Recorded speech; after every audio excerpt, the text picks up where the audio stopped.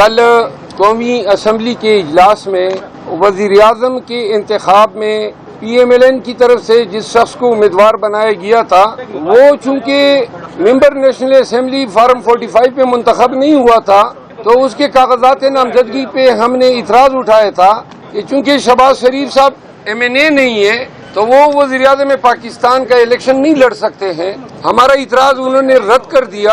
آج بھی election commission میں فارم 47 کی بازگشت سنائی دی جب ابھی ہم رانا صاحب میرے ساتھ کھڑے ہیں. N a 141 P T I کے کینڈیڈیٹ تھے سائے وال سے اور یہ این اے 141 سے فارم 45 پہ جیتے تھے. تاہم فارم 47 پہ ان کی لیڈ جو تھی 7,500 اس کو ختم کیا گیا اور مخالف امیدوار جو ہیں پی ایم ایل این کے ان کو جتوایا گیا.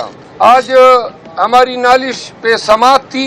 دوسری سائٹ کی وکیل نے مہلت طلب کی ہے. آج کی ایک اہم خبر میں آپ کو دیتا ہوں. اسلام آباد ہائی کورٹ میں بانی chairman P T I Imran Khan صاحب کی طرف سے میں نے اڈیالہ جیل کے سپرڈنٹ کے خلاف توہین عدالت کی درخواست آج دائر کی تھی جو کہ اس میں آج سماعت ہوئی. 10 ایام قبل اسلام آباد ہائی کورٹ کے جج صاحب محترم سردار اعجاز اسحاق خان نے یہ حکم جاری کیا تھا کہ عمران خان کے ساتھ جب بھی ان کی قانونی ٹیم کی ملاقات ہوگی تو جیل حکام کی طرف سے کوئی بھی 2 نازل شدہ فرشتے جو ان کے 2 محتاط اہلکار ہوتے ہیں ایک ہماری جانب بیٹھ جاتا ہے ایک خان صاحب کی جانب اور ہماری تمام گفتگو وہ سماعت یا سنتا ہے. دوسرا ہم نے یہ عذر اٹھایا تھا کہ ہمیں کوئی کاغذات ان کے پاس لے جانے نہیں دیے جاتے اور جو بھی کاغذات ہم لے جاتے ہیں وہ ہم سے زبردستی لیے جاتے ہیں. ان کو سکین اور کاپیاں کر کے بعض اوقات لوٹا دیے جاتے ہیں بعض اوقات لوٹائے بھی نہیں جاتے. تو تیسری اس میں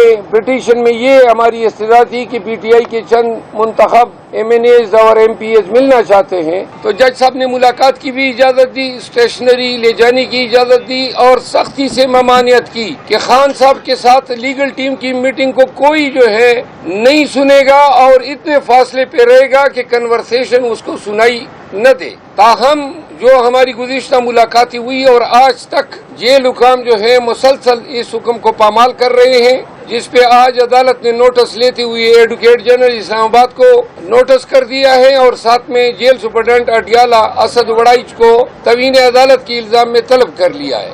3 ایام میں اس سے تحریری حلف پہ رپورٹ بھی طلب کی ہے. یہ آج کی تازہ ترین ہے. ابھی انشاءاللہ نیشنل اسمبلی جا رہے ہیں, وہاں کی جو کارروائی ہوگی پھر آپ کے کولیگز کو وہاں پہ بتائیں گے. مروت صاحب ہر انسان کے ساتھ 2 فرشتے ہوتے ہیں. آپ کہہ رہے ہیں 2 فرشتے ہوتے ہیں وہاں پر. ہر انسان کے ساتھ 2 فرشتے ہوتے ہیں. وہ ضروری نہیں ہے کہ ان کا ہونا. دوسرا یہ بتائیں سر کہ الیکشن نیشنل اسمبلی جا رہے ہیں, کل بھی وہاں پر جھگڑے والا ماحول بنا, آپ کا فارم ہاؤس بھی گرا, گھر میں بھی چھاپا پڑا. لگتا نہیں ہے آپ کو تھوڑا سا ٹھنڈے مزاج سے کام لینا چاہیے تاکہ آپ کو نقصان نہ ہو؟ نقصانات تو اب اتنے ہو گئے ہیں کہ اب نقصان ہی نہیں رہا. اب تو ہمارے ذہن میں کوئی بھی نقصان کوئی حیثیت ہی نہیں رکھتا ہے. ہم عادی ہو گئے ہیں. البتہ میں کبھی بھی آپ اپنے ساتھ کنورسیشن میں دیکھ لیں, آپ دوستوں کے ساتھ ہمیشہ صحافیوں کے ساتھ عام لوگوں کے ساتھ ہم بڑے ہی معتدل مزاج رہتے ہیں. لیکن ظلم اور جبر کے خلاف خاموش رہنا یا معتدل مزاج رہنا یہ بھی ایک جرم ہے. ایگریشن جو انسانی حقوق کے خلاف ہو رہی ہے. ہم آپ لوگوں کی آواز ہیں, ہم پاکستانیوں کی آواز ہے. آپ کے لیے پاکستانیوں کے حق کے لیے ہم نے اس جبر کے ماحول میں پورے تمطراق کے ساتھ آواز اٹھایا ہوا ہے. آواز میں جب سختی نہیں ہوگی, استقامت اور اس میں گن گرج نہیں ہوگی تو لوگ شاید یہ سمجھے کہ آواز کمزور پڑ گئی ہے. صرف جابر کے خلاف, ظالم کے خلاف, طاقتور کے خلاف جو ہے آپ کو ہماری آواز میں گن گرج سنائی دے گی.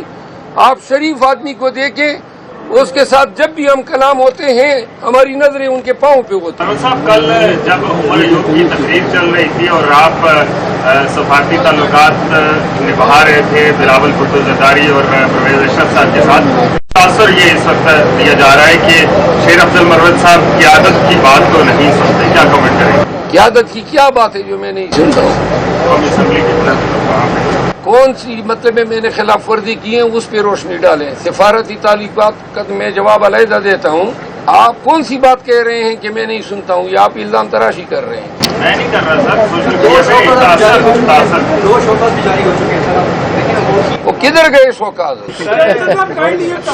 عوام کے مسائل کو آپ اسمبلی میں حل کریں گے یا ہر ہفتے آپ احتجاج کریں گے؟ نہیں، اسمبلی میں تو مسائل حل نہیں ہوتے ہیں، اسمبلی میں تو مسائل پیدا ہوتے ہیں. یہ مسئلہ اسمبلی میں پیدا ہوا ہے. یہ جو اجنبی لوگ MNA بن کے بیٹھے ہیں، شہباز شریف صاحب جو ہیں حلف کے لیے اب اس نے شیروانی بھی اپنے ناپ کی سلوائی ہوگی اور پہن کے پھر حلف بھی اٹھائے گا. اسمبلی جو ہے وہ موجودہ وقت میں اس دن اسپیکر کہہ رہا تھا کہ پاکستان کا طاقتور ترین ایوان ہے. اس طاقتور ترین ایوان کی آپ حالت زار دیکھ لیں. میں اس کا ممبر ہوں. کل نہیں پرسوں پنڈی کی پولیس دن دہاڑے غنڈوں کی طرح سڑک پہ میری گاڑی کا راستہ روک کے کھڑی ہو گئی، بندوقیں اتار لائی. اب کیا جرم ہے میرا؟ سڑک پہ نہیں جا سکتا ہوں. یعنی کہ آپ سوچیں نا. اور پھر جب میں نکلنے لگا تو گاڑی کو ٹکر بھی مار دی. حضرات، جب کوئی ظلم کرتا ہے نا تو ظالم کے آگے کوئی نرمی سے بات نہیں کرتا ہے.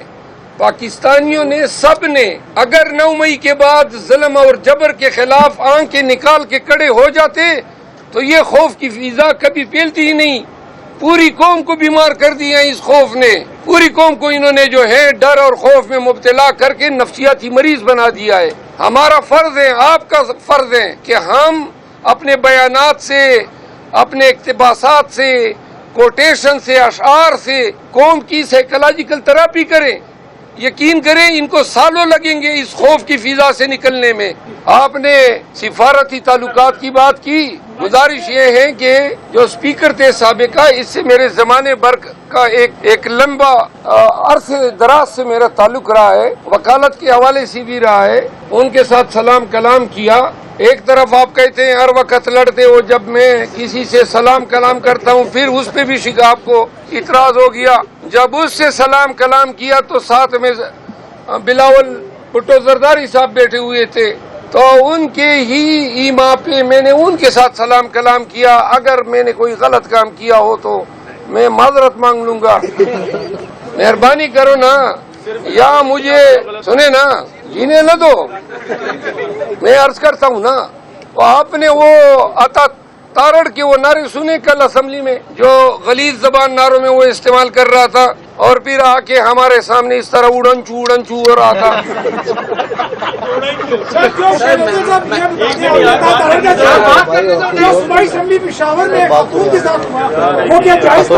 سنے نا جی، وہ اس طرح اڑنچو اڑنچو ہو رہا تھا اور ساتھ میں غلط نعرے لگا رہا تھا. میں قسمن کہتا ہوں کہ لمحوں کی دیر تھی، عطا تارڑ اڑ چکا تھا. لیکن بس اللہ نے کرم کیا. آئندہ یہ کر لے، اسمبلی میں اس طرح غلط کلمات نکالے تو انشاءاللہ پھر یہ اڑنچو نہیں ہوگا، ڈینچو ہوگا.